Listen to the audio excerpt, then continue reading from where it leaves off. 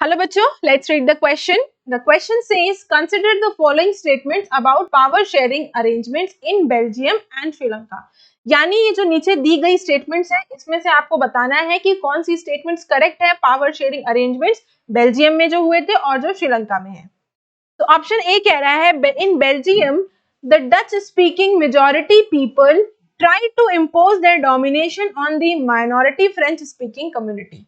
यानी वो ये कह रहा है कि बेल्जियम में जो डच स्पीकिंग मेजॉरिटी लोग थे, उन लोगों ने ये माइनॉरिटीज यानी फ्रेंच स्पीकिंग कम्युनिटी के ऊपर अपना डोमिनेशन किया. ऑप्शन बी कह रहा है, इन श्रीलंका में the policy of the government, जो गवर्नमेंट की पॉलिसी थी काहे की, sought to ensure the dominance of the Sinhala speaking majority. यानी इस तरह की पॉलिसी थी कि वहां पर सिंगला भाषा बोली जाएगी, वहां पर जो मेजॉरिटी है वो सिंगला की थी. यस, ये स्टेटमेंट करेक्ट है. द तमिल्स इन श्रीलंका, जो श्रीलंका में जो तमिल्स थे उन्होंने क्या बोला, डिमांड करी फेडरल अरेंजमेंट की of power sharing. The Tamils in Sri Lanka demanded a federal arrangement of power sharing. इन्होंने तमिल्स ने जब ये डोमिनेशन आ गया सिंहल स्पीकिंग मेजॉरिटी का, तो फिर श्रीलंकन तमिल्स ने डिमांड करी कि हमें federal arrangement of power sharing चाहिए, यानी फेडरल गवर्नमेंट की डिमांड करी.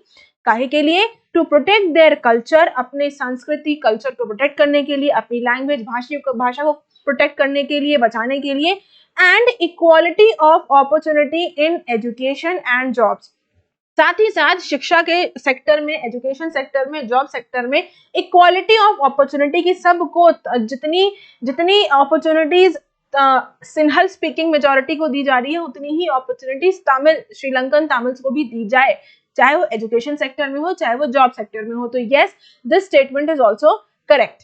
डी की बात करें तो the transformation of Belgium from unitary government to a federal one prevented a possible division of the country on linguistic lines. तो वो ये कह रहा है कि बेल्जियम में जो ट्रांसफॉर्मेशन हुआ, यानी अभी तक जो यूनिटरी गवर्नमेंट चली आ रही थी, सेंट्रल गवर्नमेंट थी, स्टेट गवर्नमेंट्स भी थी, लेकिन उनके हाथ में कोई पावर्स नहीं थी. लेकिन क्या हुआ, ट्रांसफॉर्मेशन हुआ इन 1993 और वहां पर आ जाती है फेडरल गवर्नमेंट, यानी सेंट्रल के पास भी पावर है एज वेल एज स्टेट के पास भी पावर है. जिससे क्या हुआ, इस ट्रांसफॉर्मेशन से हुआ क्या कि जो पॉसिबिलिटी थी कि बेल्जियम जो है वो बढ़ सकता है, डिवीजन हो सकता है कंट्री का लिंग्विस्टिक लाइन पर, लैंग्वेज के आधार पर अगर बेल्जियम बढ़ सकता था, उसकी पॉसिबिलिटी को इसने इस ट्रांसफॉर्मेशन ने रोक दिया. तो yes, this is also correct. तो क्वेश्चन आपसे है, which of the statements given above are correct? कौन कौन सी स्टेटमेंट्स इनमें से सही हैं?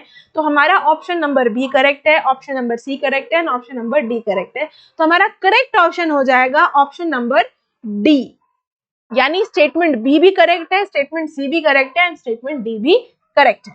I hope you understood the question as well as the answer. Best of luck.